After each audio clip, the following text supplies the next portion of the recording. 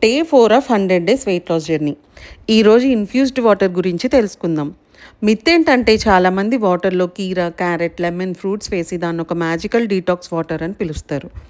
కానీ ఫ్యాక్ట్ ఏంటంటే ఈ ప్రపంచంలో ఏ వాటర్ మన బాడీని డీటాక్స్ చేయవు. లివర్ అండ్ కిడ్నీలు మాత్రమే మన బాడీని నేచురల్గా డీటాక్స్ చేస్తాయి. మరి ఇన్ఫ్యూజ్డ్ వాటర్ ఎందుకు? కీరా, క్యారెట్, ఫ్రూట్స్ అండ్ హెర్బ్స్ వాటర్లో వేసి సోక్ చేయడం వల్ల వాటర్ సాల్యుబుల్ కాంపౌండ్స్ వాటర్లో ఇన్ఫ్యూజ్ అయ్యి కొన్ని ఫ్లేవర్స్ అండ్ కొన్ని అంటే very little amount of nutrients మాత్రమే వాటర్లో యాడ్ అవుతాయి. ఒక రోజులో 3 to 4 లీటర్స్ వాటర్ తాగడం అంత ఈజీ కాదు.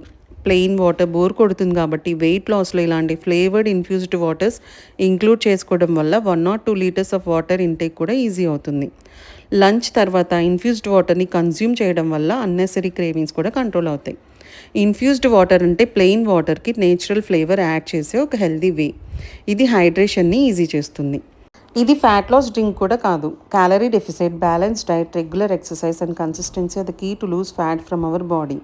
If you like this video, subscribe and follow for more updates. Bye.